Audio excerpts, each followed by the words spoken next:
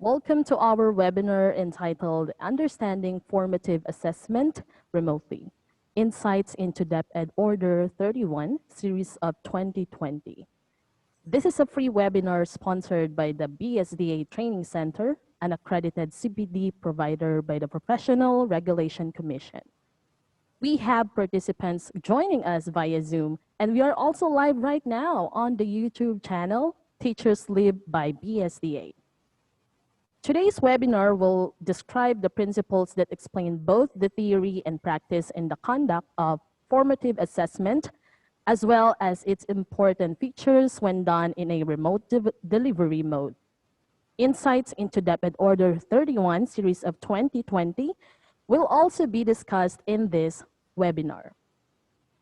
Specifically, this webinar aims for the participants to integrate formative assessment in the print or online modules, conduct formative assessment across the MELCs for mastery, and utilize formative assessment effectively to prepare learners for summative assessment. And now, ladies and gentlemen, let us get to know our resource person for this webinar. Dr. Carlo Magno is a board member of the Philippine Educational Measurement and Evaluation Association. He is the founder of the Center for Learning and Assessment Development Asia. His specialized area is on measurement, evaluation, and the analysis of test data, particularly that of item response theory. He was trained in structural equations modeling in Freie Universität in Berlin, Germany. He has constructed several standardized measures, scales, and tests for various purposes in the educational context. He received numerous awards in line with his research work, such as the Outstanding Scientific Paper in Social Science in 2008 by the National Academy of Science and Technology, Honorary Regional Advisor of Time Taylor International, CMAO EduTech Research Fellow, and the 2011 Outstanding Young Scientist in the Republic of the Philippines. He is one of the 200 renowned global scientists given recognition by the Global Science Academy. He published over 110 publications in scientific, refereed, and abstracted journals. He is presently the top 91 highly cited scientist in the country reported by Google Scholar through Webometrics across 500 Filipino scientists. In education, he received recognition for excellence in teaching such as Student's Choice Award by the College of Education in DLSU, 2011 Lasallian Excellence Award Student Search for Outstanding Teacher, Best Junior Faculty in Psychology. He was commissioned by the DepEd in 2011 in writing the report for policy recommendations for the K-12 and the 2014 Assessment Framework, Learning and Development System, Principals Tests, and the Superintendent's Leadership Program in 2018. He is part of the Commission on Higher Education's Technical Working Group on developing the framework and policy for flexible learning deliveries. He was recently commissioned by the Network on Education Quality Monitoring in the Asia and Pacific by the UNESCO to review the impact of disasters and calamities on the status of high-stakes testing in Southeast Asia. Dr. Magno has conducted several seminars, workshops, and lectures on educational development in teaching, learning, and assessment around Southeast Asia, Middle East, and the Pacific. He is also a consultant to various Ministry of Education in developing countries in the Pacific like Palau, Micronesia, Marshall Islands, and Samoa. He served as a consultant in various sectors such as the Department of Education, National Council of Indigenous People, and other private institutions like De La Salle College of St. Benilde, Xavier School, Far Eastern University, Malayan Colleges Laguna and Mindanao, Mapua University, University of Bohol, Biliran Province State University, and Asian Institute of Management. Without further ado, fellow educators, let us welcome Dr. Carlo Magno. Let us give him a virtual round of applause.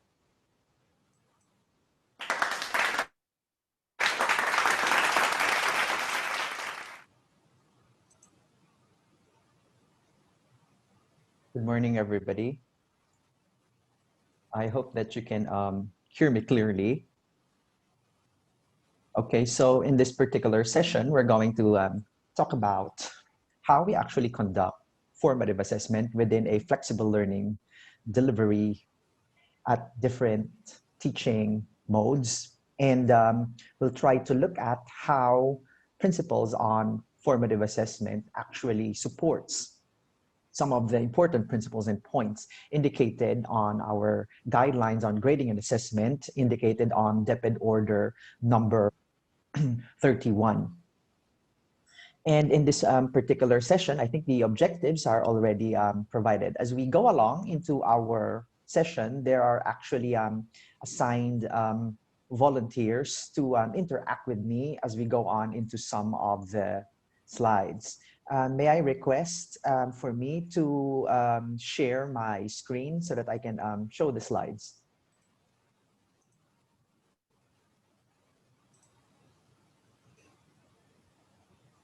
Okay. Okay, so how do we actually conduct formative assessment remotely? I think we all know that given the guidelines on how we conduct assessment in DepEd Order number 8, that inside the classroom setting, we need to do both formative and summative assessment. There isn't much change on how we actually conduct formative and summative assessment, even in the light of the pandemic, when the teaching and learning modalities actually change into a variety of ways. We still are able to conduct both formative and summative assessment. The only changes are in terms of the platform that we use and how we actually mark and collect the results. In fact, given some of the challenges in our flexible learning delivery modes, there are some benefits and some easy ways on how we can actually conduct formative assessment. However, there are actually some challenges on how we conduct our summative assessment. Before we actually begin, I'd like to call out now the assigned 2 volunteers to go through this first activity that we have. First is I want some of the participants to ask me a question on what they want to know about formative assessment as a primer. All right. I think our host is BSDA training. Okay. So yeah, so what are some of the things that you're still confused about in terms of formative assessment? And we'll try to clarify them first. We'll ask 2 volunteers. Okay, so who is our host? Okay, Sir Denmark, can we now call our first volunteer? Thank you so much, Sir Dr. Magno. May we call on Sir Ponzi Anthony? Are you here? Yeah, I think Sir Ponzi is here. Sir Ponzi, can you please unmute?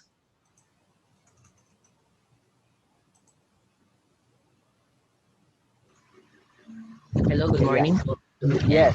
Sir Sir Ponzi, yes. So in the first exercise, you'll have to raise your question, and then we'll have another set of exercises again afterwards on the succeeding slides, okay? So just hang on. And when we call you, please be alert to turn on your microphone, okay? Yes. Okay, sige. Can you please give me a question that you want to be clarified about formative assessment? Good morning, everyone. I'm Sir Zian Rinalbal from the Division of Venezuela. Okay.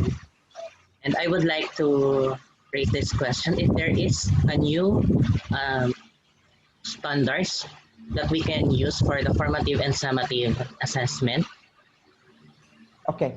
Now, standards. When you talk about Sir Ponzi standards, are you referring to standards of learning, which is actually the MELC, or standards in practice in conducting summative assessment? Because these are 2 different things. Yeah.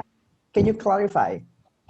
As for today's time of pandemic, I would like to know if how are we going to use the assessment of formative and summative assessment.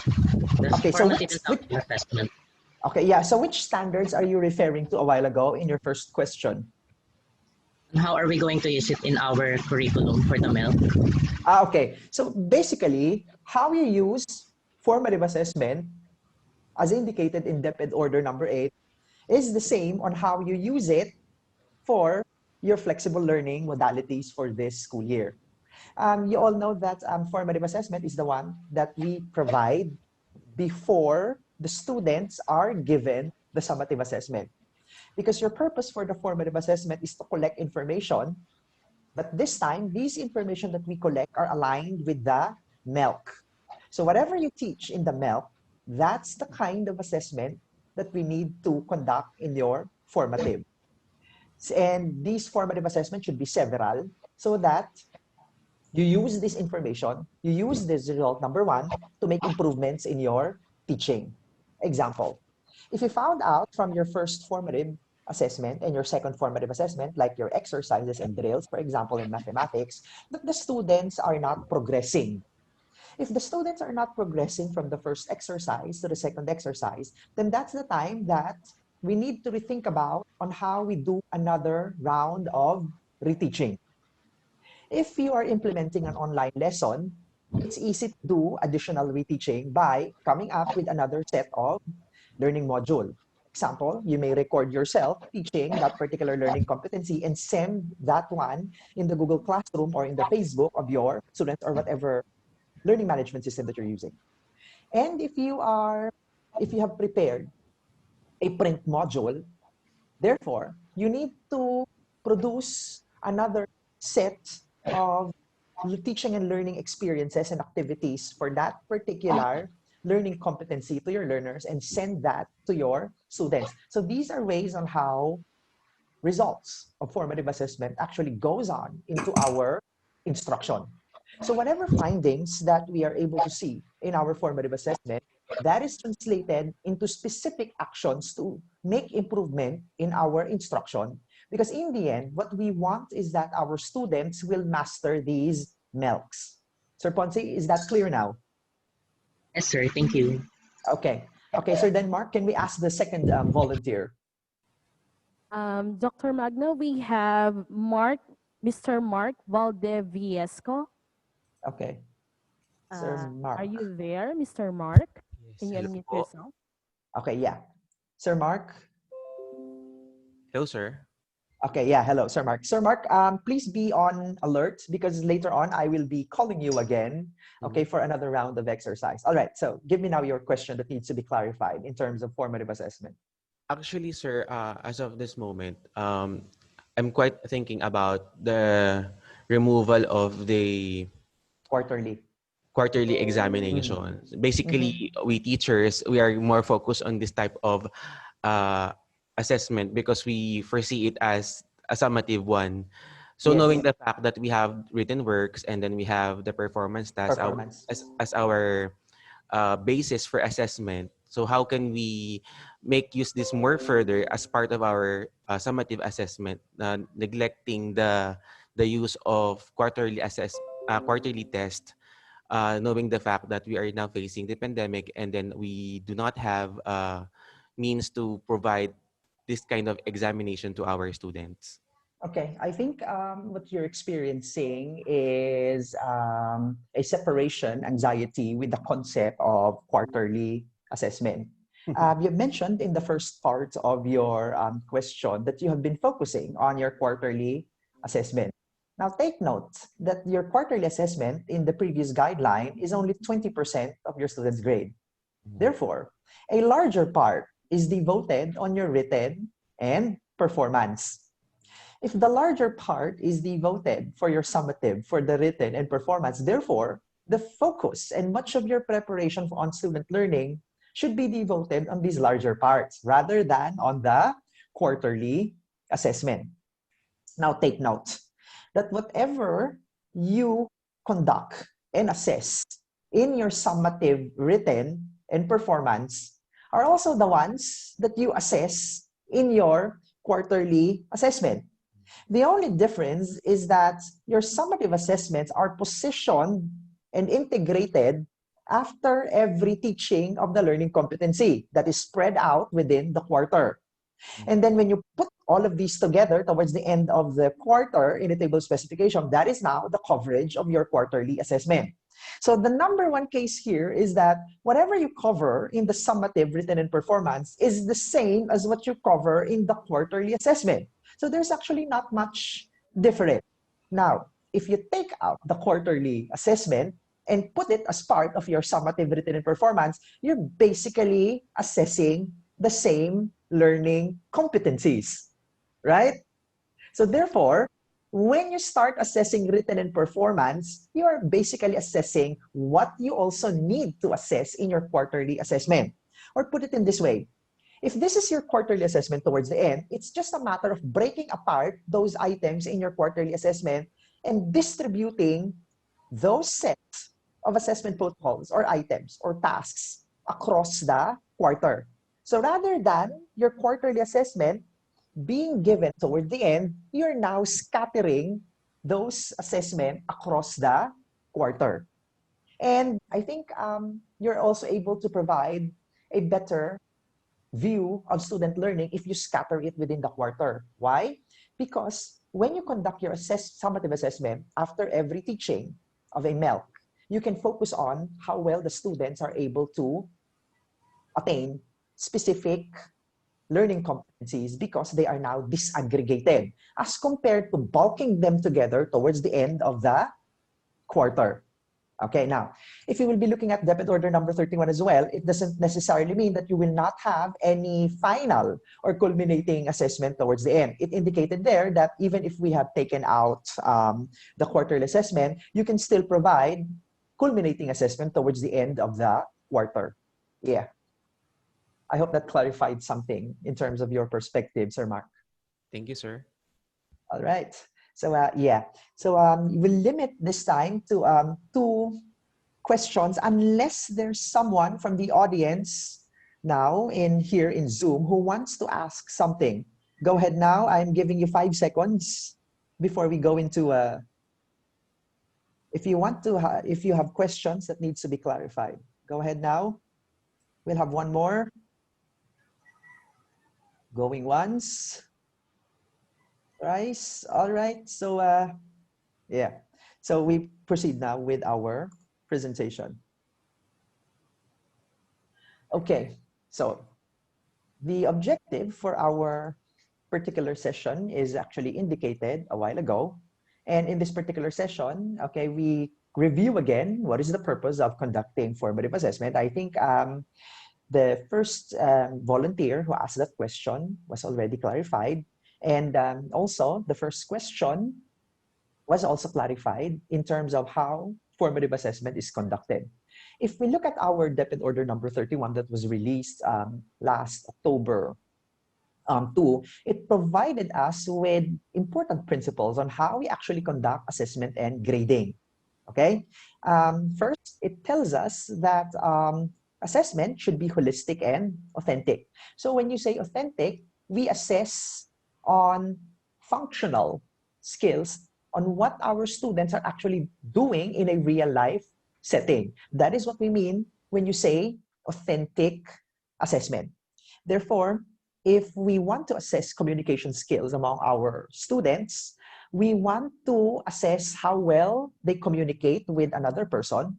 We assess how well they write an email, they compose a sentence, they compose a text message, for example. Okay, so these are authentic platforms because they're done in a real life setting. This is what we mean when we say authentic assessment.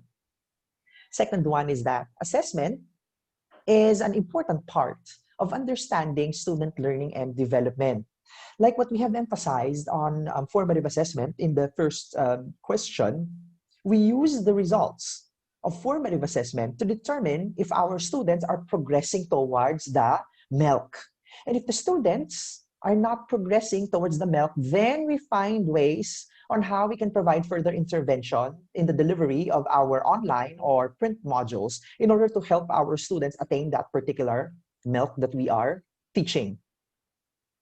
Then, the third important principle indicated is that we need to make use of a variety of assessment strategies, such as formative assessment, summative assessment. There are varieties of written works and performance-based tasks. Because every MELC would require a particular and appropriate form of assessment. Take note that one of the important principles in assessment is that every time that we conduct an assessment, it should be aligned with our MELC. If the MELC indicates that the students will solve word problems, therefore, the kind of assessment that we provide both in the formative and summative should be problem solving. If the MELC indicates that the students will compose a sentence, therefore, what we need to provide in the formative and the summative is composing sentences. Therefore, there should be a similarity as well on what we provide between the formative and the summative. If the MELCs say that the students will compose a sentence with proper subject-verb agreement, therefore, the kind of assessment task that we provide is performance-based because each sentence among our students would vary and that would require a performance-based task.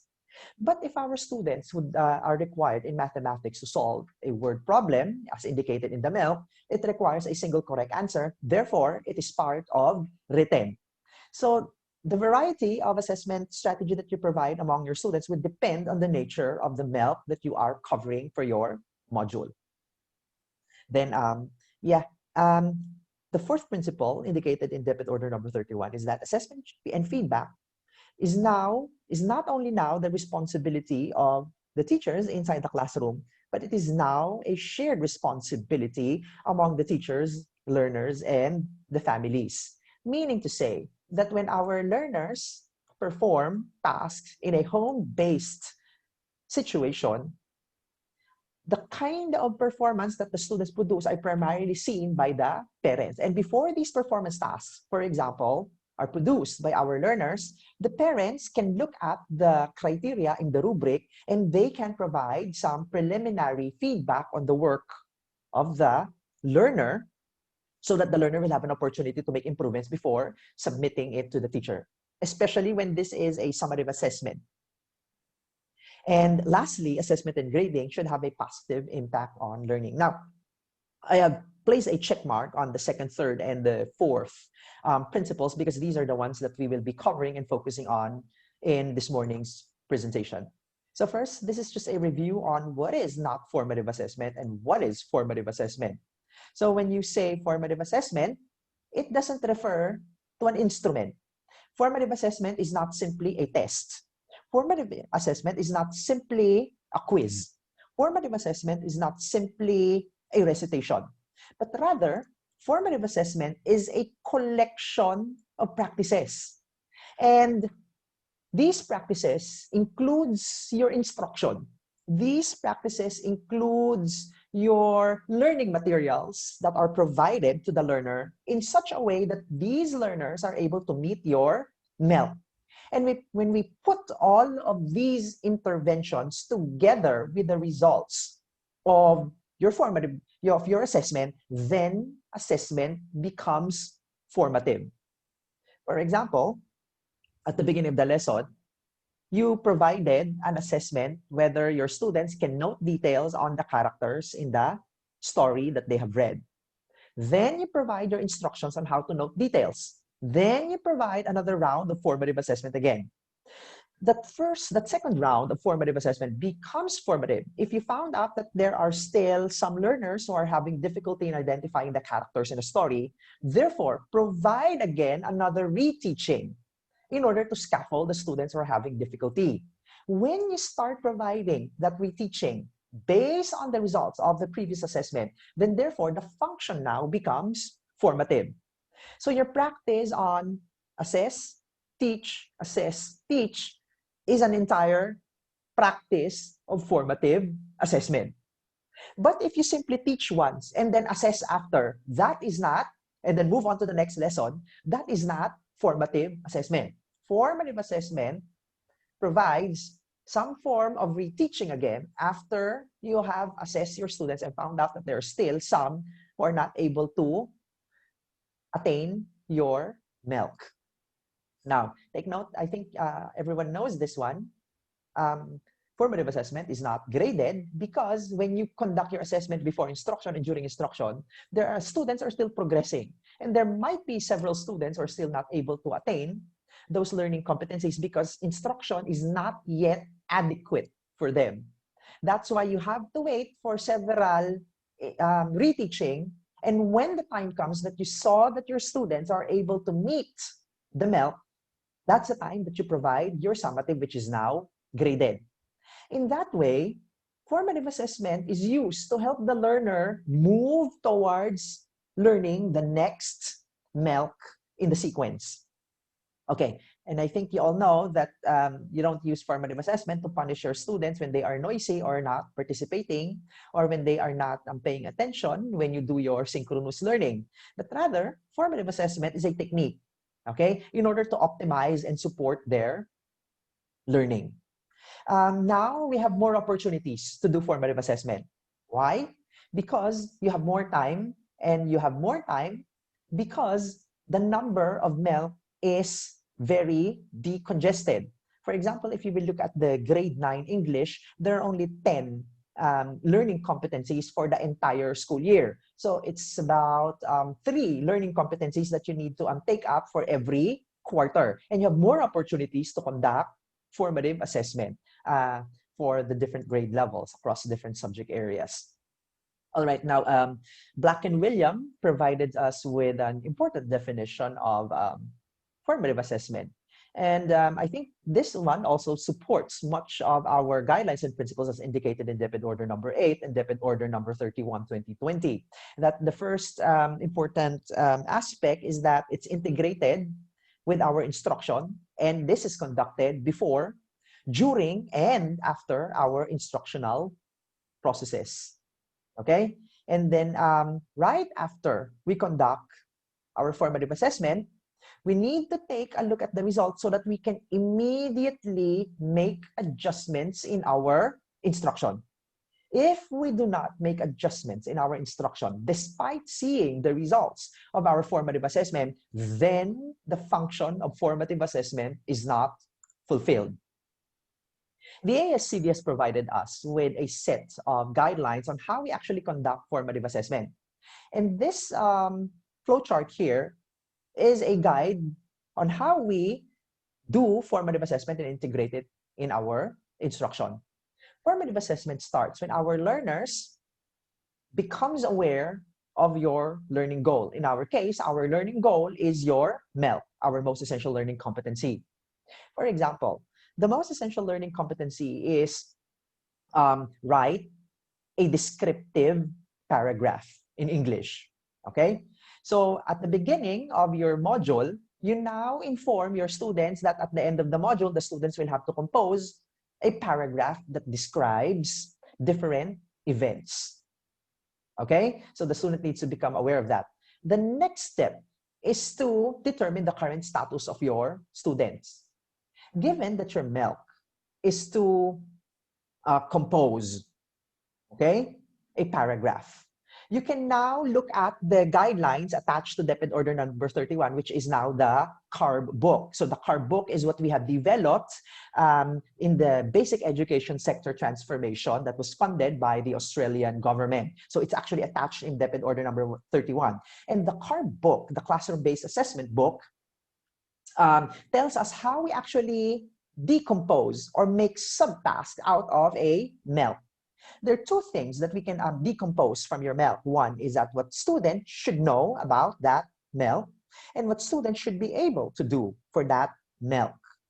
Now, in determining the current status of the students, you can start creating subtasks for that particular MELC. So when a student composes a paragraph, what should students know?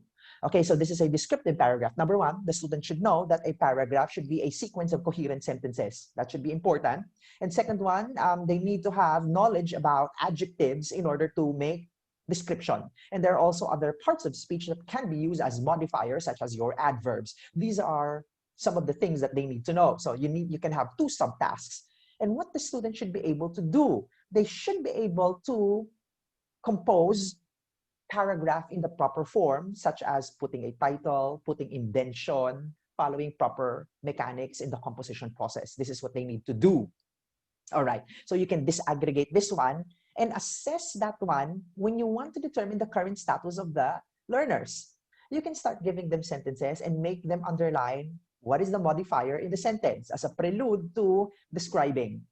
You can ask them to write 2 sentences, then 3 sentences, and try to check out whether these sentences are coherent with each other. So in other words, you're now building on, you're asking the students to write a descriptive paragraph, even without instruction yet. And your purpose here is to check whether they can do it and whether they know it.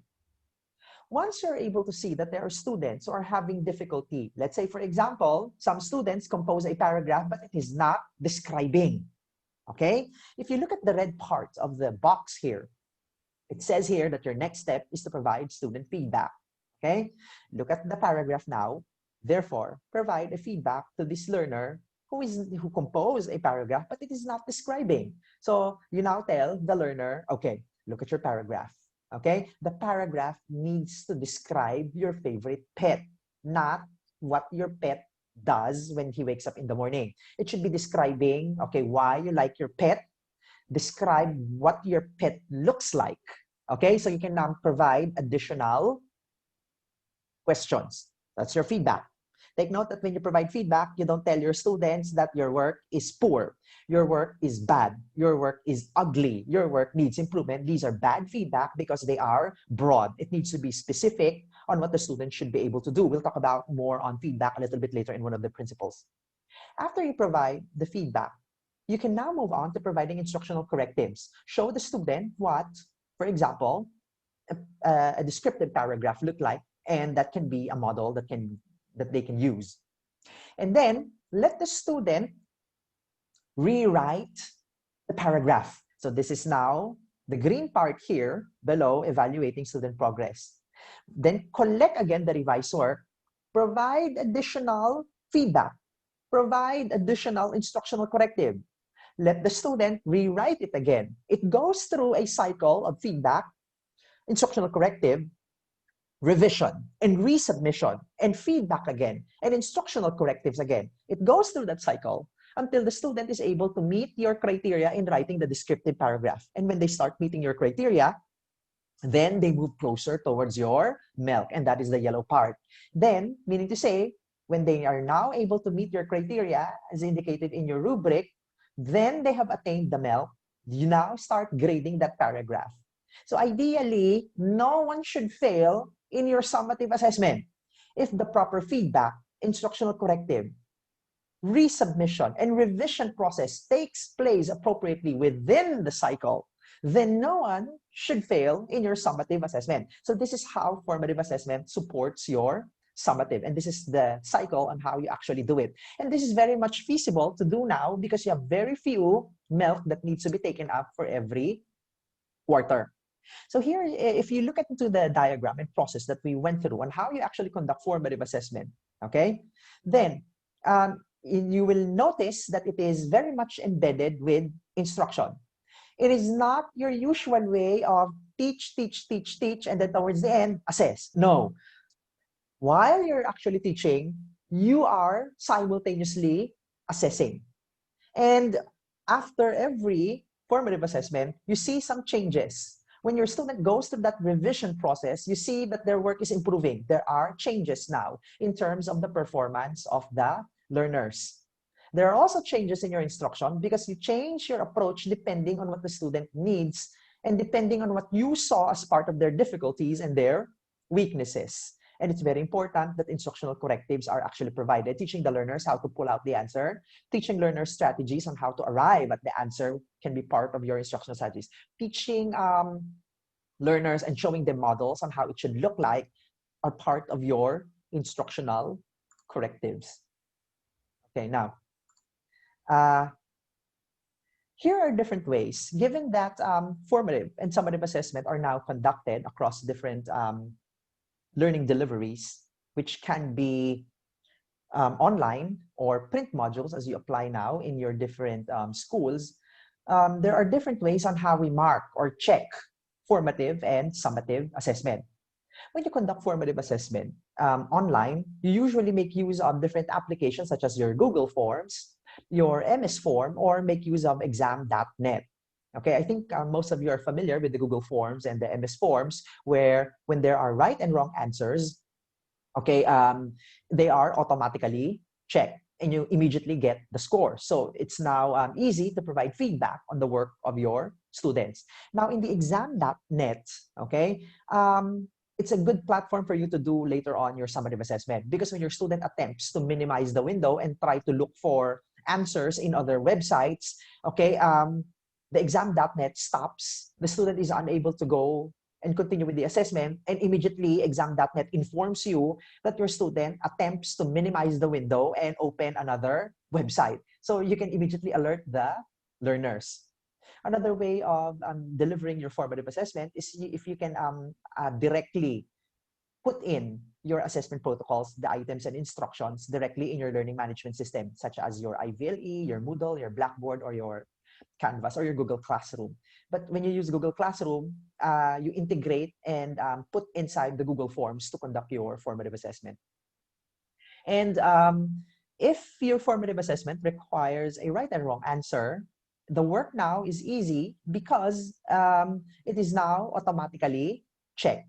However, if your formative assessment requires open-ended responses such as essays, short answer, you'll have to schedule some time to check the students' work and then send to them the feedback in terms of their scores and how they perform towards the criteria.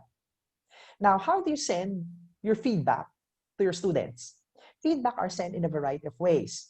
One is through a discussion board. Okay, you can collate all of the feedback about those bits and pieces of things that you have observed in the students' work and then put it in as part of your discussion board. Discussion board can occur, let's say, like in a group chat, like in a Messenger group chat or in a Google Hangouts, where you enumerate all of your observations. And then let the students react to these observations. Or you can pose in some questions based on some of the difficulties, what you have actually seen on the students' work, and then let your students respond to these particular questions. Okay, you can indicate there are some of you who did not put a title. Why is this so? Okay, and then you can mention some of the names of these students or message them personally. Why did you not put a title? Why did you not put an indentation? Why are you not putting period in between sentences? Okay, so you can frame it in a question form so that they would respond to some of the difficulties. So feedback can occur in a discussion board when you type via group chat, or your feedback can actually be given during your synchronous session. So in your synchronous session, rather than repeating what you have provided in the materials in your asynchronous, what you can actually do in your synchronous session is time spent in providing feedback on the student's work. If the time is spent in providing more feedback in terms of the student's work, then the formative assessment becomes a powerful tool on making improvement in terms of their performance. Why? Because they now specifically know how to make improvements in their work and how to do the revision process exactly. Now, it's also very important that part of the formative assessment is monitoring the students' progress towards time. So therefore, across several formative assessments, the students need to be able to see and chart their performance from the first formative assessment going onwards, so that your students can start to think of ways on how to make improvements in their learning. Okay, now if you are using a print module as part of your delivery modes, because there might be some learners who doesn't have internet access. Okay, so the formative assessment, the exercises, the instructions for your performance tasks for your formative assessment is now embedded as part of the print module. Now, how is the checking done? You need to have a separate document that contains an answer key. And the answer key is given to the parent.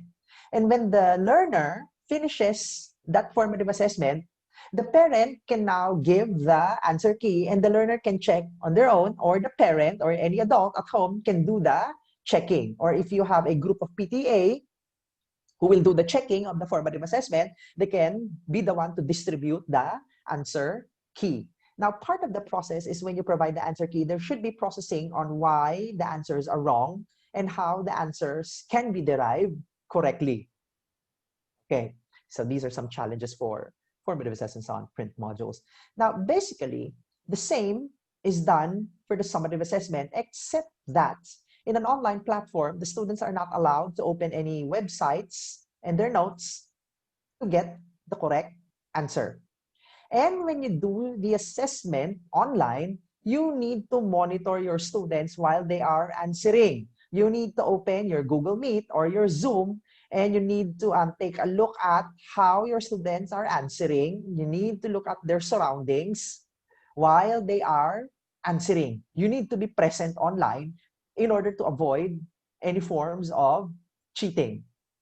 Now, if this is an open response, like your summative assessment is an essay or short answer, you need also to do some video monitoring and watch them while they are answering.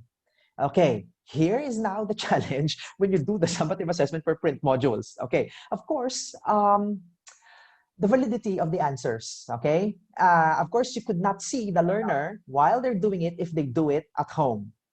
Therefore, you need to strategically partner with your PTA or with your local government units or in the barangay halls where they can actually do the summative assessment there. If your summative assessment requires right and wrong answers, okay, the summative assessment are handed over to your students by the LGU personnel, like for example, the barangay captain, and there's a place there in the barangay hall where, of course, it's sanitized, you practice social distancing. The student sits there and they accomplish the task there, and the barangay captain, for example, is looking at them while they answer, and it's collected again by the barangay captain, and it is sent to the school for checking if there's a right and wrong answer. If the summative assessment is a performance task, the student can record or simply produce the product, and they can send it over or drop it in a Dropbox or in a kiosk, and then you can collect it there. So that's how you actually do the checking for the summative assessment. And then feedback is provided when you put notes, you attach the note to the final product, and you return it to the child using through the kiosk or through the Dropbox. This actually worked with CHED. This is a system as part of the standards for flexible learning delivery for print modules that we have worked out with CHED in some of the regions in the Philippines. And this actually worked out if you make specific guidelines and establish good partnerships with external agencies like your LGU and barangay captains. All right. Let's call on now again, okay, our volunteer. Let me stop again. Teacher Des, okay, who is our, do we have another volunteer, or we call again Sir Ponzi and Sir Mark? We only have 2 volunteers, sir. Okay, so we'll have to call in again Sir Ponzi. Yes, sir. Okay, Sir Ponzi, are you ready? Yes, sir. Okay, so I'm going to share my screen again. I'm going to give you 3 situations. Okay, and given that particular situations, okay, you'll have to tell me if that situation is formative or summative. Clear? Clear, sir. Okay, so I'll be reading the situation. The first one. The teacher provides drills and exercises in math after demonstrating the addition of decimals for practice. After checking, the addition is taught again for the learners who could not get the correct answer. Is this formative or summative? Formative, sir. Okay, why is this formative? Because it's only just a practice from the word. Okay, and it's and been followed by it's been taught again, so the teacher yes, it is taught again. Yes, it is taught again, especially because there are still learners who are having difficulties. That's why this is formative. Okay, next one. The teacher gave several short stories to be read by learners. In each story, the characters and setting are identified. Students who could not identify the characters and setting well are provided with additional learning materials. Is this formative or summative? Another formative example, sir. Again? Another formative. Yeah, so this is formative. Why is this formative? Because after the teacher have read the story, students who could not identify the characters have been provided additional learning materials so they can cope with the activity. Very good. Yeah. So the provision of additional learning materials is a support that you're actually providing for the learners further. Okay. Yeah, that's why this is formative. Yeah, another one for you, sir. Okay, so after several exercises on problem solving involving factoring of polynomials, 95% of the learners are able to execute the task. They are given a test to determine if they are ready to move to the next learning competency. What is this? Formative or summative? Summative assessment. Yeah, what? Yeah, this is summative. Why is this summative? Because the teacher already gave a test to the a test to the students to determine if they are So, ready to move to the next learning yeah, competency. yeah. If that is now the decision that you want to make, if the learners are ready to move on to the next learning competency, and given that majority of the learners have already attained that learning competency, which is actually 95%, which is quite large already, then yeah, you can. This is already considered as your summative. All right, thank you, Sir Ponzi. Can we call on now the next one, Sir Mark? Hello po. Yeah, hi, Sir Mark. Okay, here's the next situation. The teacher in PE allows the student to practice the folk dance, and feedback is provided. Formative or summative?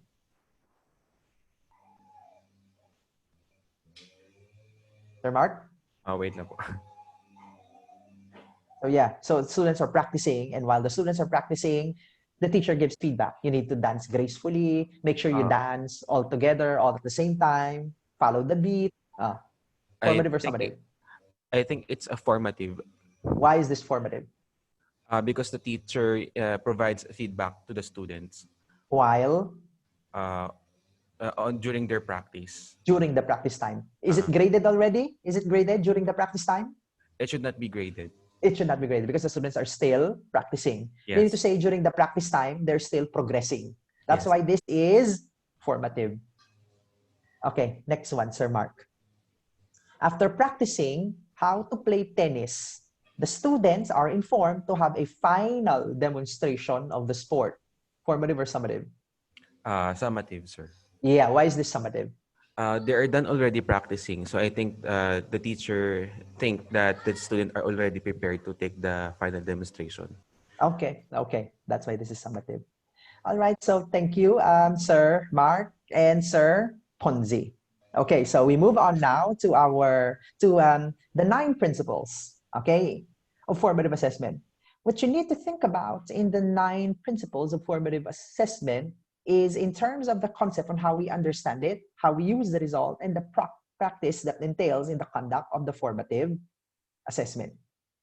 Okay, the first principle is that formative assessment works along with the idea of assessment for learning and assessment as learning.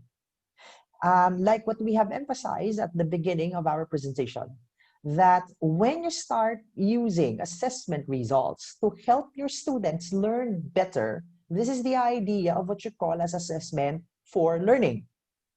When your students saw the results of their assessment and becomes aware of their own strengths and weaknesses based on the results of the assessment, and they start to think of ways on how to make improvements in their performance, then this is assessment as learning.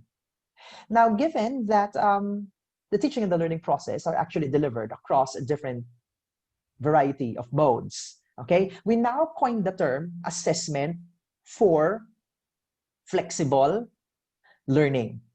In the concept of assessment for flexible learning, we are able to meet the idea of assessment for learning where results of assessment are used to make improvements on student learning by adding 2 important ideas or elements into it. The first one is that in order for us to make use of assessment to improve our instruction, we need to integrate assessment tasks as part of the teaching and the learning process. In that way, we're making assessment accessible across a variety of delivery modes. We now look at your print module. Look at now your online module. Did we provide assessment as part of the format at the beginning of the lesson? While the lesson is ongoing, did we provide some reteaching in between our formative assessment? Okay, and was there an assessment towards the end? Does it provide opportunity for you to add in additional lesson if majority of your students are not yet able to master and meet the MELC that you are covering. So this is what we mean when you say making assessment accessible at various modes of instructional delivery. Look at the format.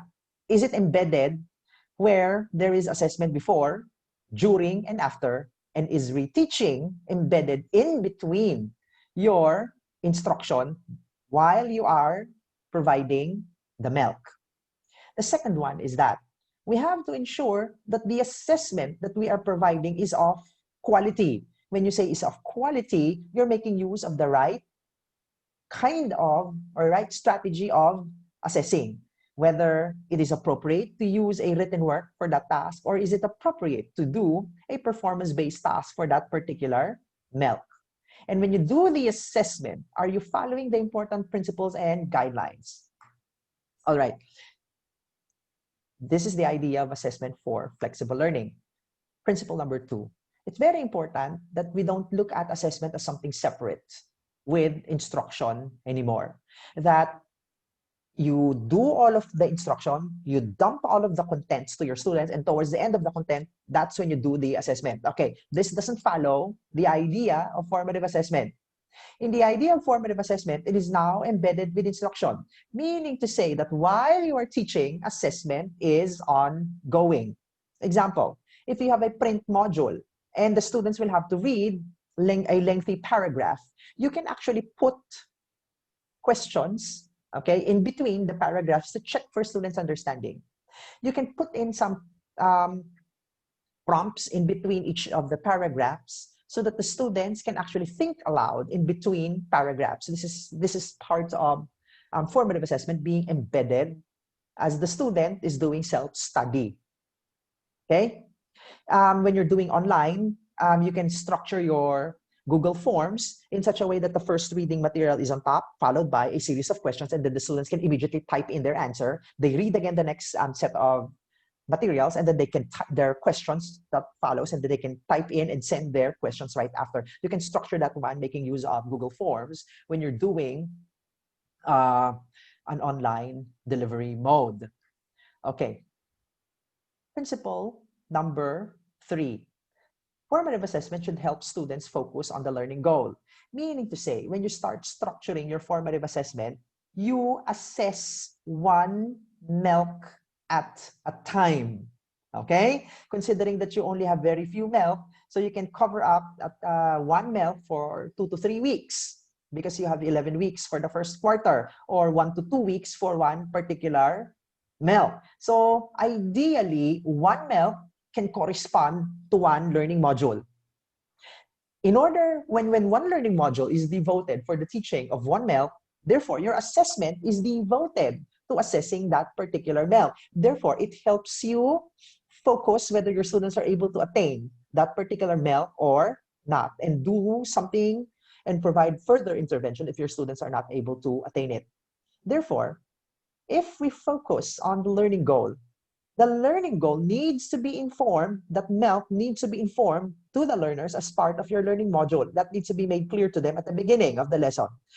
Example, tell them at the beginning of your learning module that when you go through this module, everyone should be able to write a sentence following right subject-verb agreement.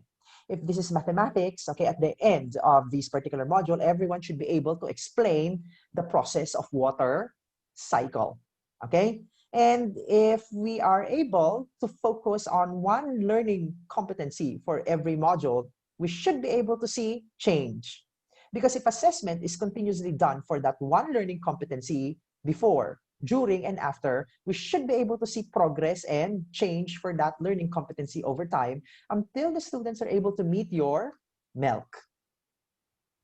Principle number 4, okay? Diagnostic assessment is in fact part of your formative assessment. Diagnostic assessment is your formative assessment that is given before instruction. So if you assess your students before instruction on the target competency, okay, you are now able to determine at the beginning of the lesson who among the students know and do not know that particular topic. You will be able to determine who among your students can perform and cannot perform that particular task at the beginning of the lesson. You will now be able to identify what are their particular strengths and weaknesses when executing such tasks. You will be able to see misconceptions of your students. You'll be able to see some of their confusions at the beginning. Therefore, if you saw these particular misconceptions at the beginning of the lesson, then it's now easy to make adjustments in your instruction. Okay, let me just do some conversations now. Teacher Des, yeah, I think you're on, your microphone is on. Can I have a bit of conversation with you, Teacher Des? Yes, sir. Okay, Teacher Des, what subject area are you teaching? I'm teaching grade 7. Okay, what subject? I'm teaching English for grade 7 students. Okay, good. Okay, now, Teacher Des, for example, you're my student, and I'm going to do now a diagnostic assessment. Or formative assessment before instruction. Okay, Teacher Des, what do you need every day so that you will be able to survive, so that you'll be strong and healthy? What do you take in? I think I need vitamins. Okay, and the vitamins are taken from what? From the foods, like from the food that you eat, right? Yeah, From the food that you eat. Where do you get the food that you eat, Teacher Des? from the market. Oh, yeah. So it's taken out from plant sources or animal sources. Okay. Teacher Des, do all living things need food in order to survive? Yes, they do. Okay. So are plants living things? Yes. Okay. So if plants are living things, do they need food to survive? Yes, they need. They need food. Therefore, plants have a food, Teacher Des, right? Yes, they do have. Do you agree with me? Yes. No changing of answers, okay? Um, Okay, now, what is now the food of the plant? Tell me. we have water, fertilizer, such as we have worms, like, right? Soil, carbon dioxide, sunlight. Okay, so Teacher Des, plants drink water, yes or no? Yes. Okay, so plants eat the fertilizer, Teacher Des? Yes, they do. Okay, they do. Okay, now. Yeah. Now, let's say, for example, in this particular answer, okay, take note of the answer of Teacher Des, that the plants drink water and the plants eat the fertilizer. All right, and therefore, the water and the fertilizer are the food of the plant. That's your point, Teacher Des, right? Yes or no? Yes. Okay, yeah. Okay. It's quite confusing. Yeah, so in this particular set of questioning that I went through with Teacher Des, I'm now able to find out that Teacher Des has a misconception about the process of photosynthesis. Okay? Because number one, what is her confusion? She is assuming that the plants eat in the same way like humans. For human beings, our food sources are external. But for plants, it's different. Plants make their own food. Okay? So if plants make their own food, therefore, the water and the fertilizer are actually not the food of the plants. But the water is part of the production process, but they're not the food. The food is the byproduct of that production process. Okay, yeah, so this is now a misconception of Teacher Des. So the fertilizer and the water are not the food of the plant. Okay? It's the byproduct of that photosynthesis process is actually the food. Okay, let me go back to Teacher Ponzi and Mark here. Can you, both of you, turn on your microphones? Ponzi and Mark, what subject areas are you teaching? For me, I have practical research too. Research too. Mark, what are you teaching? I'm teaching research and science po, sir. Okay, for senior high? Yes, sir. All right. So both of you, do you know what is the food of the plant? Basically, it's sunlight and water. You have the same misconception as of Teacher Des. Sir Ponzi, do you know what is the food of the plant? I was confused later because Okay. So again, the sunlight, the water, and the fertilizer are not the food of the plant because plants make their own food.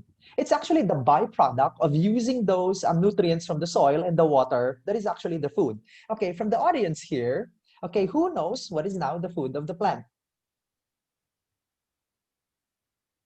Okay, let me Hello, see. Doc Carlo.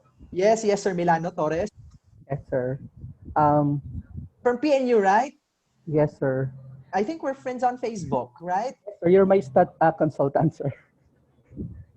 Yeah, yeah, yeah. Okay, so Sir Milano Torres, what is the food of Okay. the plant? Sir, actually, if we're going to study photosynthetic Mm-hmm. process, so the input will be carbon dioxide and water Yeah, but what is the food of the plant? to output carbohydrates and oxygen. Is it really carbohydrates?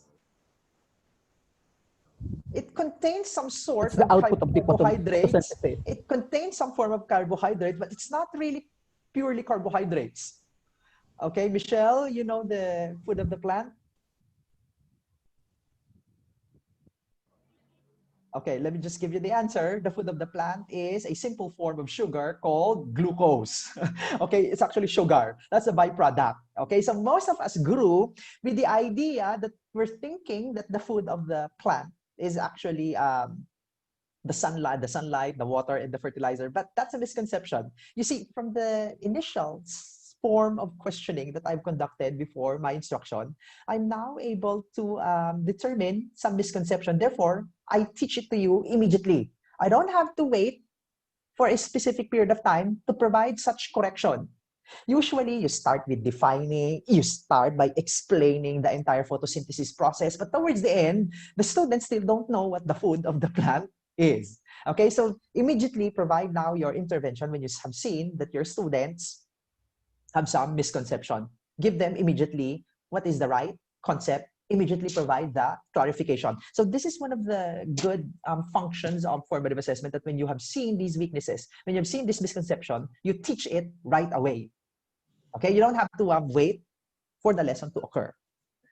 All right, so let's Teacher Des, you're still there? Yes, yes, sir. Okay, so you see now the function of assessment before instruction. Yes.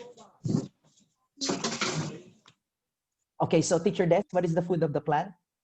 It's glucose. Glucose, or a simple form of sugar. So it's not the water. So Okay. teach that to your student. So you see now what I was trying to do here. What I'm trying to do here. You know what, sir? It's like quite confusing when you are like saying some, it's about the choice of the verbs actually. Like, oh, Uh-huh. it only absorbs the water. It only absorbs the heat of the sunlight. But I did not Uh-huh. think of the verb eat. So that's actually what. The it is the plant. Yes, The plant absorbs plant. the water. Yeah, it should be absorbed, not eat. The plant eats the. Absorbs. Yeah, It, it should be IT, it's IT. yes, eat. Okay. Yeah, Uh-huh. I mean eat. Uh-huh. EAT. No, Yes. no, it's IT. Ah, The okay. plant absorbs water, not eat Uh-huh. water. Yes. Okay. All right. So yeah, so this is actually what you do once you are able to immediately see some misconceptions at the beginning of the lesson, which is part of your formative assessment, then immediately do some corrections. Okay. You see the value of doing that. All right. Let's now move on to the let's now move on to the next principle. Okay, so principle number 5. Okay, formative assessment moves from determining discrete skills to integrated skills. This is applicable especially if you have several learning competencies simultaneously going on, or if the teaching of learning competencies are integrated to each other, like your language and literacy skills. Now, take note that language and literacy skills, the teaching of that one is holistic and integrated. So meaning to say, while the students are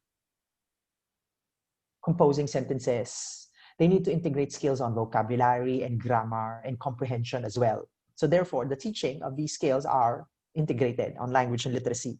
And therefore, the formative assessment can be continuous. And this is how you actually do it. For example, during your first week, assess reading comprehension by noting details, like character, setting of the story. Now, by the second week, you're continuing to assess the reading comprehension, but at the same time, you now start to assess subject-verb agreement together with the assessment of reading comprehension. Example, you have a story, you provide them a story in your formative assessment. There are the first 3 questions would assess reading comprehension. The next two questions would start to assess the subject-verb agreement, but the platform is taken from a single story. And it's all given together. So therefore, you can have 5 questions for it. The first 3 is on reading comprehension. The next 2 are on subject-verb agreement. Okay, now you do it continuously while you're assessing these 2 competencies. By the 3rd week, for example, you have seen that the students have already mastered reading comprehension skill. You can leave that one behind, but continue assessing by the 3rd week, okay? Subject-verb agreement. Then introduce another lesson, which is figures of speech. And then you can assess this time figures of speech together with subject-verb agreement in one assessment task. So you see, it is carried on, the skill is carried on in your formative assessment when you go from one learning competency to another, so that you can give more time in reteaching and reassessing that particular learning competency. So this is principle number 5. Okay, and principle number 6, okay? Formative assessment becomes effective if this is continuously done in between reteaching, and there are several forms of assessment. So meaning to say, you do not only provide one formative assessment, but it should be several. When you provide several practice sets to your students, they become more at ease in executing the task when they are provided with more opportunities of doing it. That's why if you will be looking at the model as shown in the screen, okay, so you see that assessment is provided at the beginning before instruction, which is your diagnostic, followed by instruction, then assess again, then revise your instruction by providing a reteaching, then assess again. You don't stop the cycle until the students are able to attain your learning competency. Now, this is a sample flow of the lesson as structured in an online type of learning in your module. So usually in your format, you begin by informing the learners of what is the learning competency. Then this is followed by your pre-assessment. So your pre-assessment can be given as part of your asynchronous, or it's part of the independent study of the learner. Now, this is now part of, okay, Sir Mark, can you please turn on your microphone? Sir Mark? Yes, sir. Okay, so look at number 2. When you conduct your pre-assessment, which is now part of your asynchronous in an online lesson, is this formative or summative? Number 2, sir. Yeah. I think it's formative.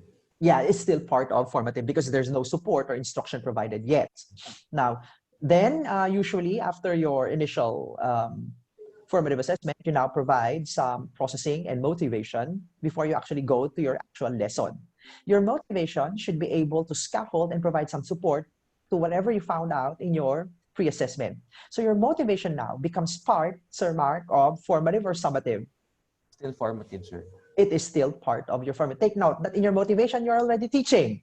Okay, but it is part of formative assessment. Then you go to your lesson proper. You're now teaching. And again, it is part of your formative assessment because that lesson proper should be able to support whatever results you got from your pre-assessment.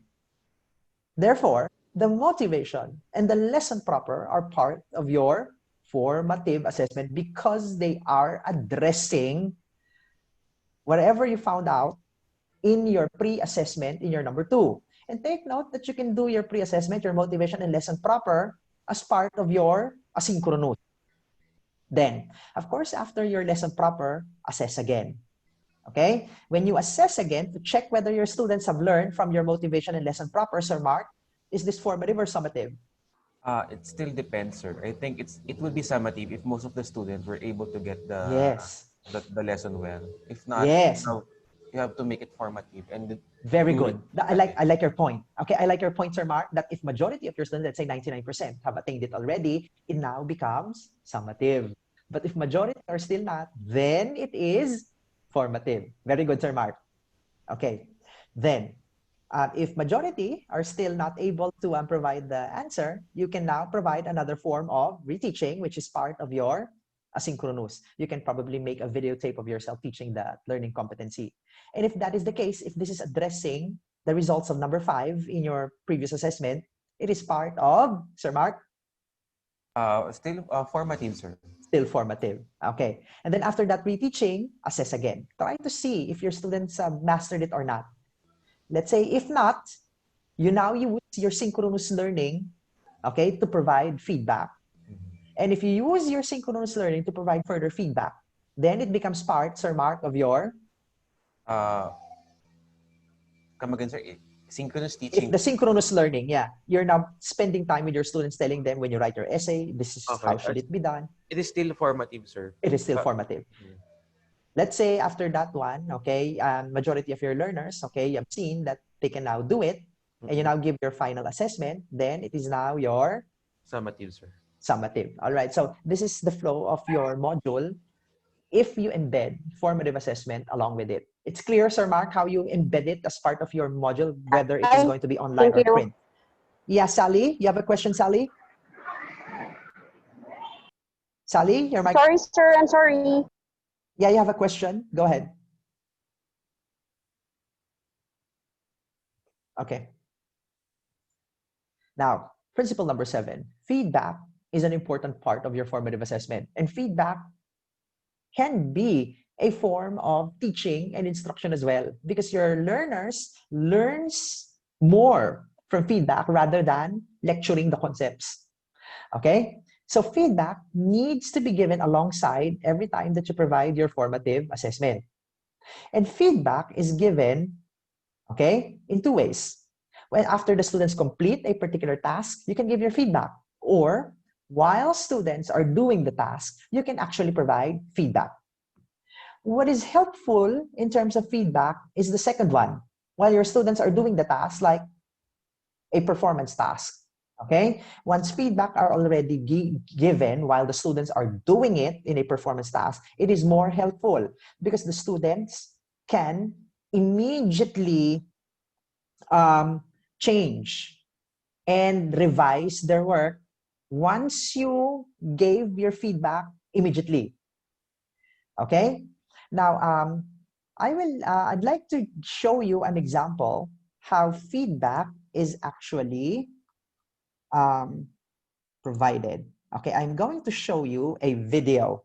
And take note in the video how the coaches provide feedback. So this is the performance.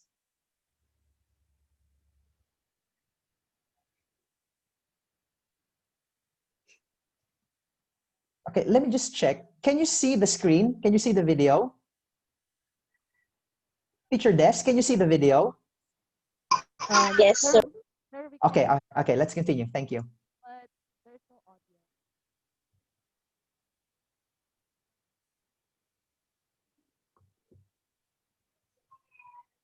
Hello?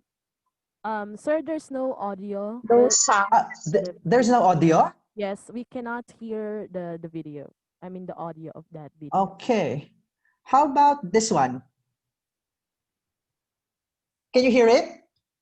Still not, sir. Huh? No, sir. No, Sir, there's okay. audio. Doc Magno, Uh-huh.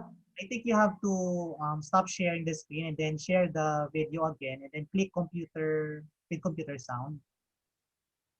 Okay, I'll stop sharing and then, Click the share screen. Yeah. You click on the share screen, sir, again, and then okay, and then you click on the share audio. I think it's share share audio. computer sound. It's in the bottom, sir. Okay. Uh-huh. Sounds, okay. And then after sounds, And then you click on share, sir. Share computer sound, and then click on share. So when you click the Oh. share screen, you click the video and then there will be a window that will pop up.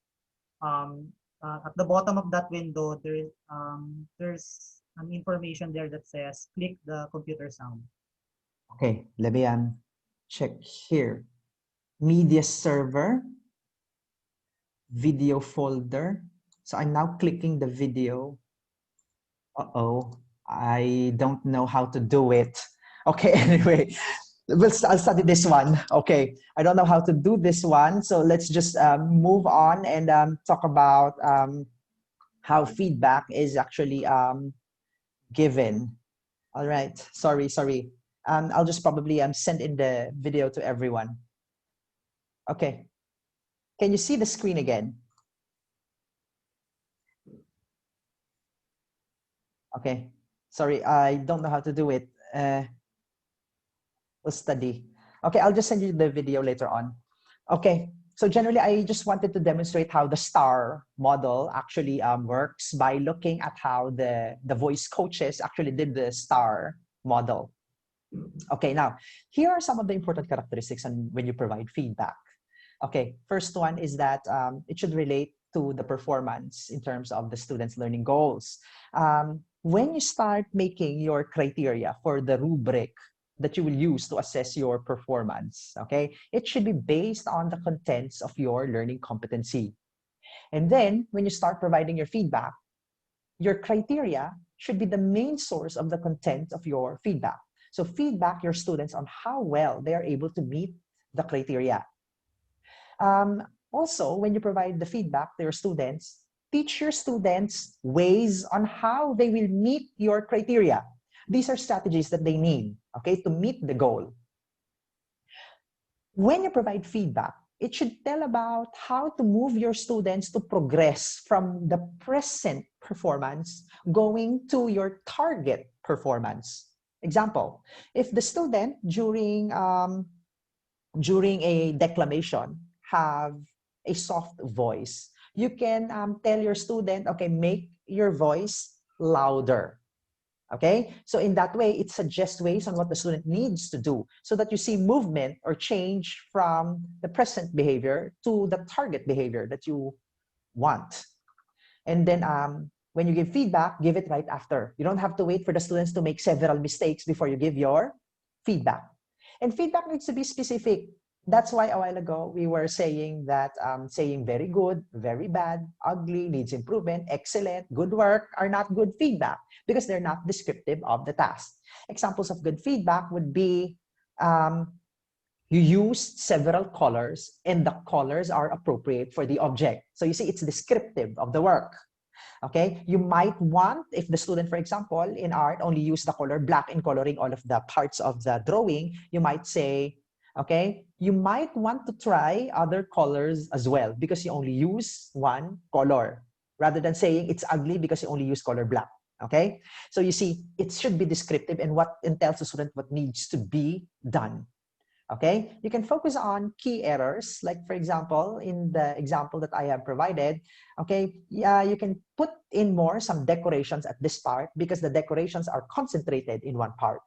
Okay, if this is an essay or a work of the students, okay, the research question needs to contain at least 2 variables, and these 2 variables should be explained as part of the literature review. Okay, so you see, you're correcting some of the things that are not found in their work. And of course, we all know that you cannot grade the efforts of the student as part of the criteria because it's not observable, but you can actually acknowledge students' effort as part of your feedback. Now, feedback is not verbal all of the time, especially when feedback is being done while the students are performing. Okay? One of the many ways on how you can give feedback while the students are performing so that your students are not interrupted is by using non-verbal feedback or non-verbal cues. Examples would be an emblem. Okay, your emblem can be signals. Okay, that you communicate particular messages to your students. Like when you do this one, you're now telling your students to wait for a while. Okay, right, you're doing the right thing. Okay, or when you do this one, you stop. But make sure that you orient your students what you mean by the emblems that you're using. Sometimes you're also making use of illustrators like this one, okay, meaning to say, okay, you stop. Okay, if you want to reinforce a particular message, you do hand gestures like this one if you want your students to elaborate further. If you want to make a point, okay, and telling your students to emphasize on that one, you can use some illustrators. All right, so these are some feedback. You can also invent some of your emblems and illustrators as long as you tell your students what they mean. All right, then principle number 9. Formative assessment tells you or informs you that you can decide the movement of one instruction to the next or from one MELC to another MELC. Okay, therefore, the information is used to inform the students when they are progressing and when they are ready to move on towards the next learning competency. This is also their guide when they do their own self-paced learning in your module.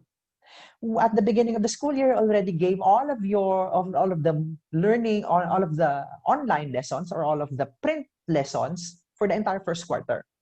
The students will know if they are ready to move on to the next lesson, if they are able to meet and progress in the formative assessment for that one lesson. And how will they know? You can actually create a progress chart, and in that progress chart, the students can chart their scores, whether they are improving or not, so that they will know if they need to move on to the next learning module. Principle number 8, you work out with students to reach out the learning goals, meaning to say, when your students are really having difficulty, teach them ways on how they will actually attain that particular MELC. What do they need to do? Okay, give them further feedback, give them further instructional correctives, make them practice, give guided practice. Okay, so this is the link where you can actually download the slide, and the articles related to formative assessment in my presentation this morning is actually indicated. Okay, I've also given the slides to the organizers, and you can actually request it from the organizers. So this is how a lesson would look like if you embed formative assessment. Usually, when this is a half-day work or a whole-day work, I ask my participants to create one lesson integrating formative assessment for one learning competency, and this is how it can look like. You start by telling the learners what the competency is, like classify the materials based on its ability to absorb water, float, sink, or undergo decay. Then you start with your diagnostic assessment. So the students will be given a set of materials, and they will indicate if the set A absorbs water, B float in water, C sink in water, and D decay. And then they have to write the letter on the blank. So you can do this one in Google Forms, okay, together with instruction. Okay, and then the students will have to type in the letter of the correct answer for each of the matter presented. And then the teacher will provide the answer after and the task and will ask the students to classify the chart on the board. So what can happen here is that the answers in Google Forms can actually come out immediately, and then a chart is going to be seen inside the Google Classroom on how the classification will look like for the life vest, for the metal rod, for the bottle, for the juice Tetra Pak, and for the vegetable. And then you can move on next to the lesson proper and starts to ask some questions to your learners like, why do you think the styrofoam floats in water? Why do you think the metal rod sinks, etc.? And then you can go through another set of formative assessment where the students will give now their own examples of matter that absorbs water, floats, sink, and undergo decay.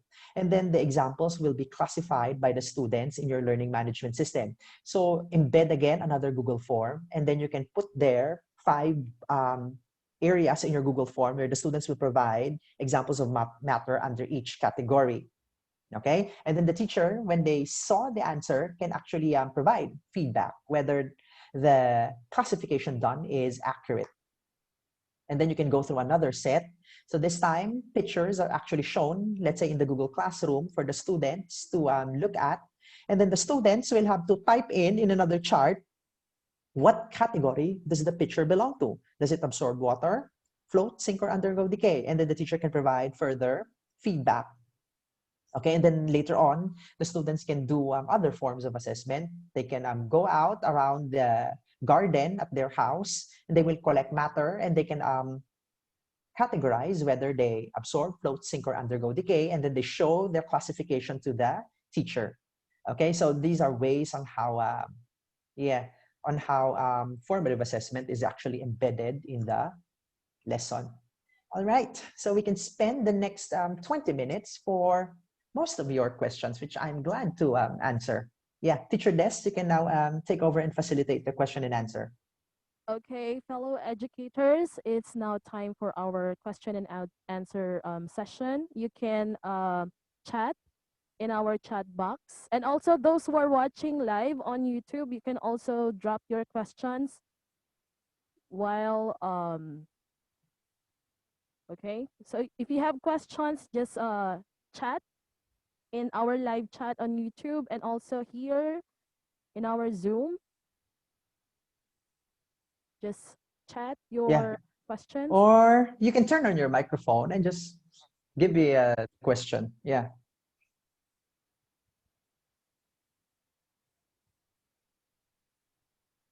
Yeah. So Teacher Des, if you also have a question, you can ask me to get the ball rolling. Yeah. Sir, I have a question because Go ahead. in public school we only have one day for Mm-hmm. synchronous learning. Yeah. So how would I be able to effectively conduct my formative assessment if I only have one synchronous, learning? Okay. So the formative assessment is part of the asynchronous. It's going to be Synchronous. part of the asynchronous. Mhm. You use Google Classroom, Teacher Des?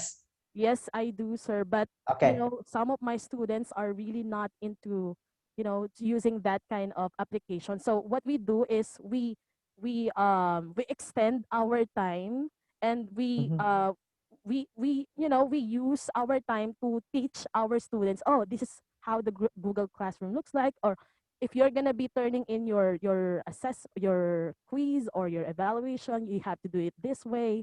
So it will really take too much time to like teach them on how to really facilitate the Google Classroom instead of us, teaching the entire lesson because we have to concise it, right? We have to Okay. focus on the lesson itself, and that's for the whole week. So how could we effectively, you know, Okay. You know, uh, Teacher Des, what you actually did is a good strategy uh-huh, because in aside from teaching the mhm, actual lesson, you're also teaching them how to navigate through the learning management system. And you know, given that this is the kind of setup, what you did is very important. mhm. It's important for your students to know how to make use of the platform. You know, I think the difficulty is just going to be at the beginning. But once you do this and implement the use of the Google Classroom consistently until the second quarter, until the third quarter, then your students will get used to it and you can now focus more on the important MELC that you will have to teach them. You know, at the beginning, it's really part of the difficulty to teach them how to navigate through the Google Classroom, but in time, they will get used to it. And you know what you did by teaching them how to navigate? Yeah, that's actually a good strategy. And you just have to be patient about it at this time. Yeah. Thank you, sir. And sometimes I actually do the screen recording of my, Mm-hmm. let's say, for example, I am using my cell phone as a student for the Google Classroom so that I will be able to teach them how to do it this way, how to chat on the stream. Okay, Okay. thank you so much, sir. Yeah, yeah, it's actually a good one. Yeah, Uh, actually, in fact, you're scaffolding them how to yeah, answer, which is actually a good practice. thank you, sir. Thank And you. we Yeah. do have a question here now from Okay. Ms. Divina Ramel. For our school, we have given out 1 month modules. How can we have a good feedback provision? Okay. Is the module print or is the module online? Maybe we can ask for Ma'am Divina to turn on her microphone and explain more of her question. Ma'am Divina? Okay. Now, first, okay, how do we do feedback if this is online? Let me just give both answers for online and for print. Okay, so if this is going to be online, okay, if the formative assessments are done making use of Google Forms or MS Forms, okay, if there are right and wrong answers, okay, immediately the students will see the scores and then the students can chart their progress. Now, the feedback from the teacher is taken up during a discussion board. So the formative assessment can be followed by a discussion board. Okay, after the first exercise, what is the discussion board? Everyone is there and then everyone can chat. From the formative assessment, the teacher calls out some of the difficulties that the students encountered while answering. The teacher poses that in the discussion board and tries to probe why are these difficult for them. Okay, so that's how the feedback is going to work. if this is performance, okay? The teacher sees the performance from the video that the students have submitted, if this is online, and then the teacher writes down all of the comments for all of the performances.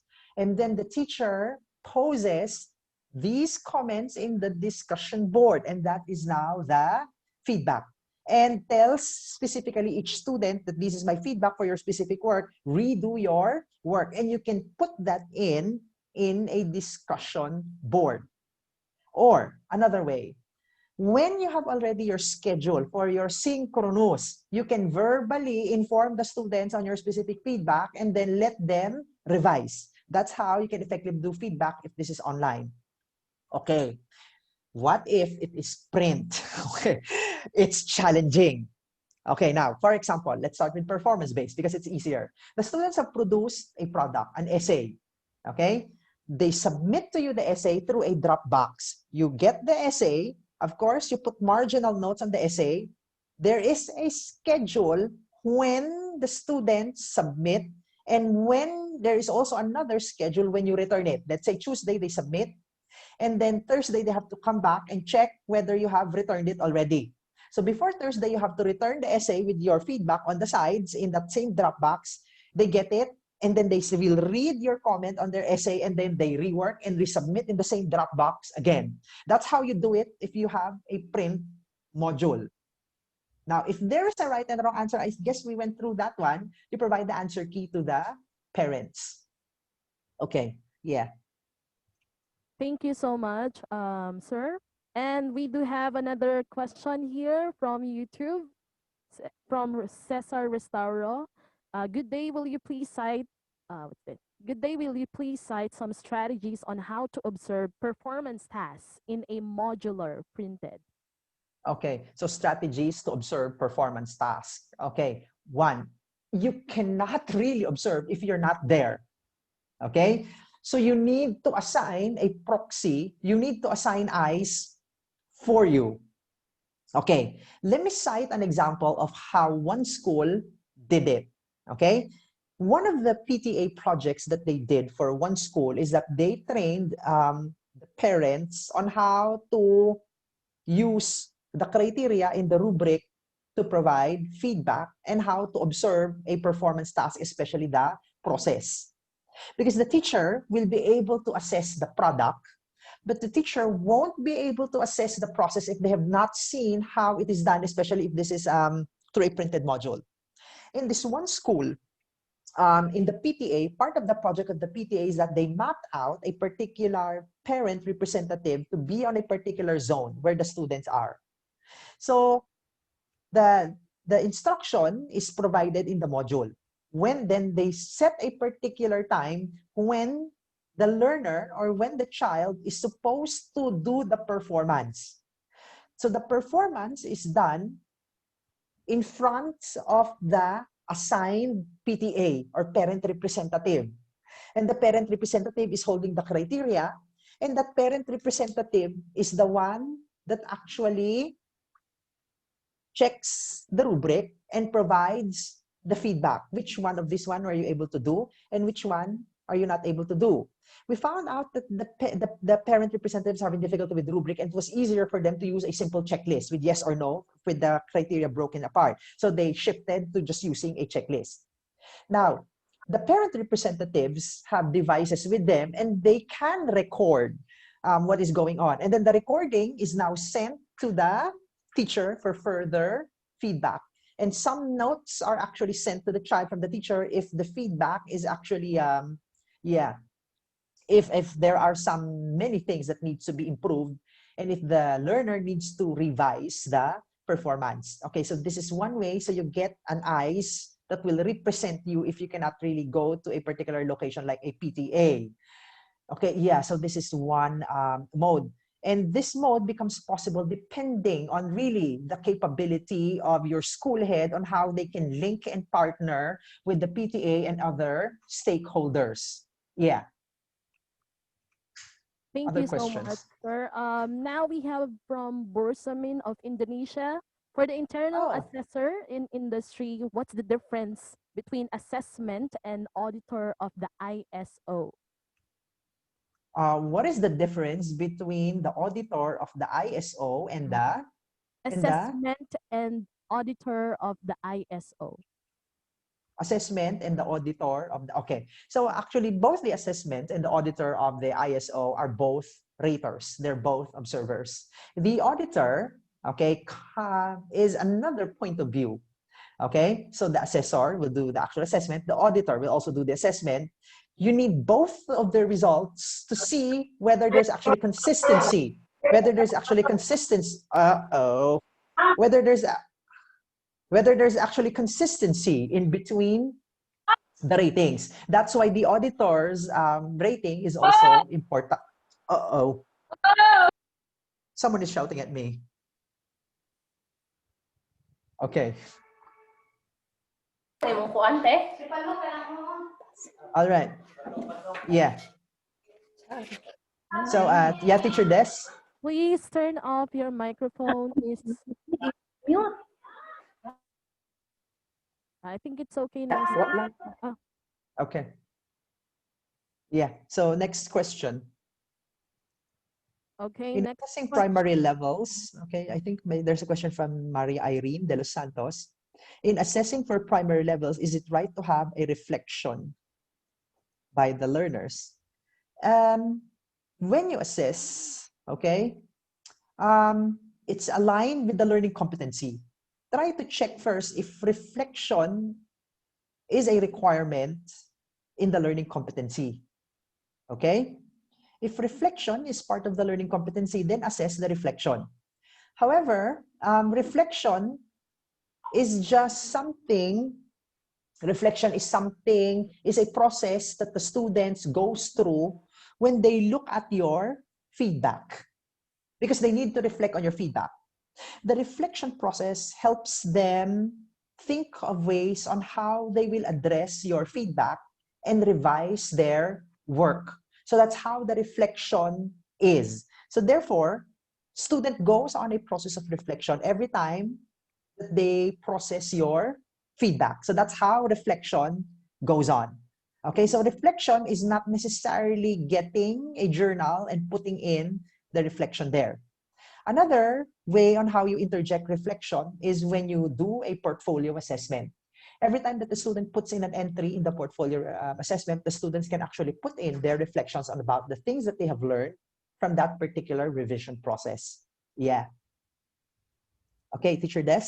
Thank you, sir. And then there's another two questions, yes. The first one is, what are the challenges do you think our teachers would encounter via remote instruction? And then the second one, how do you think our teachers can improve their formative assessment practices?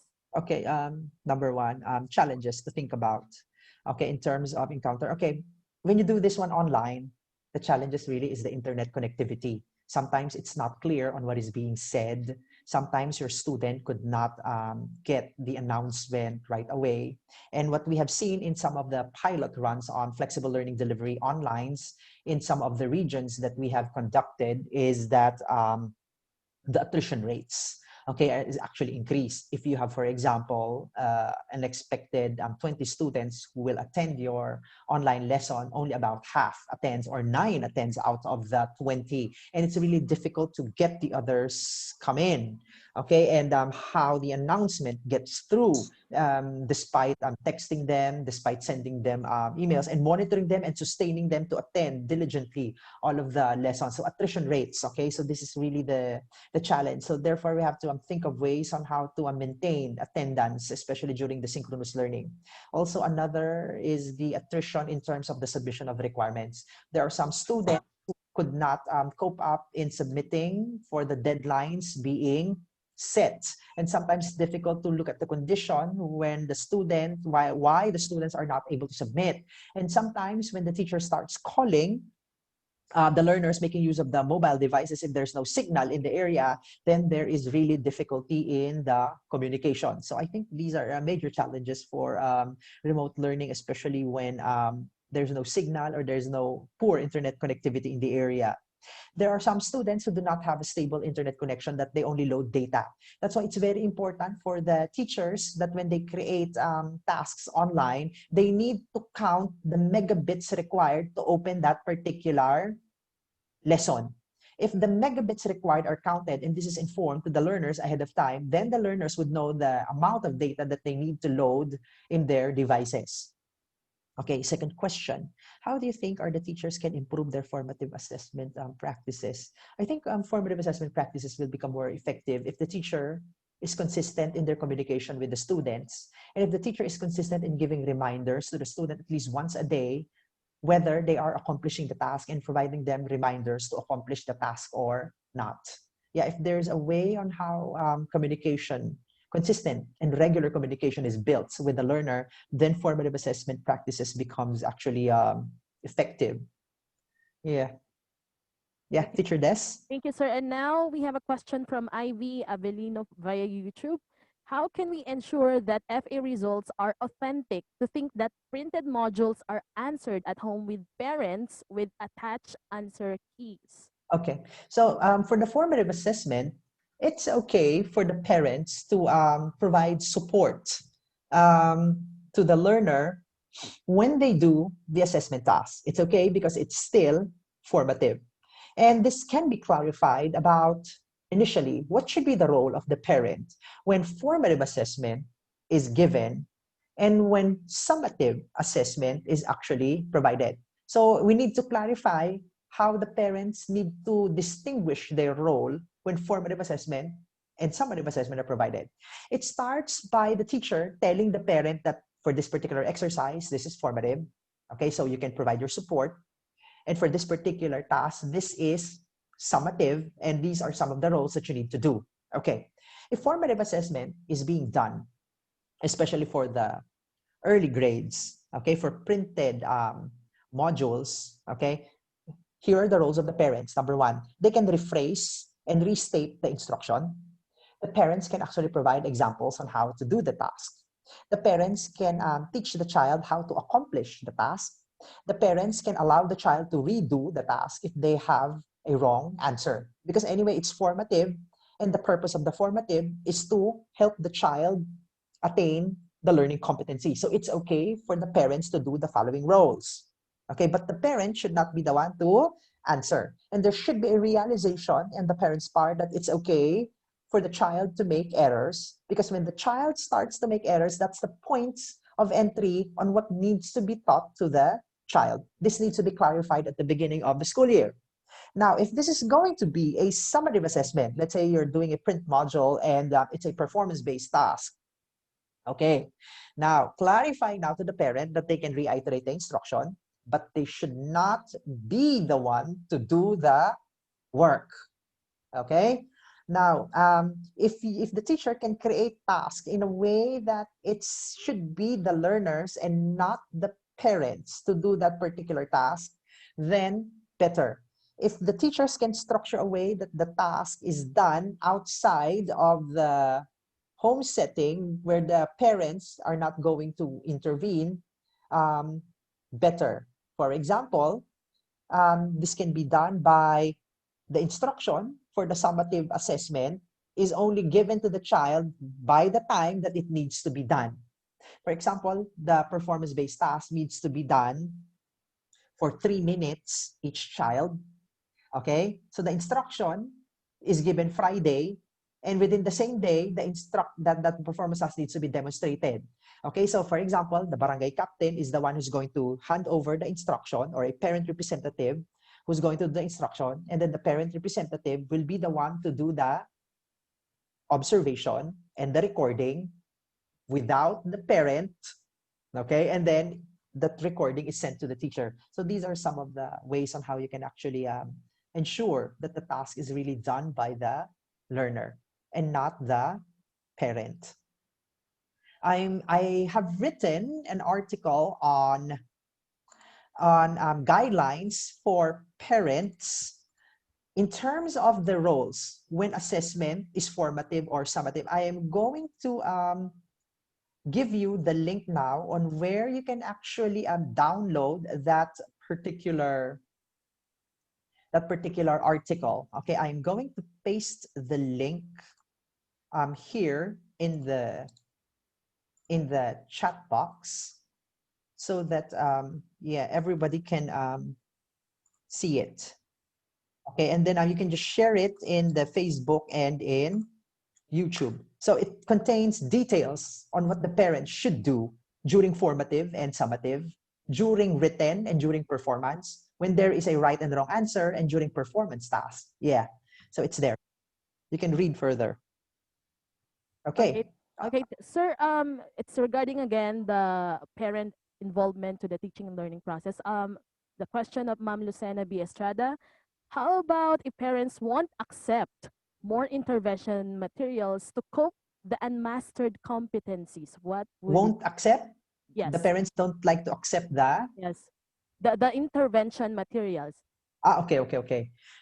First and foremost, if the parents do not want to accept the intervention materials, meaning to say that they are rejecting learning, they are rejecting instruction.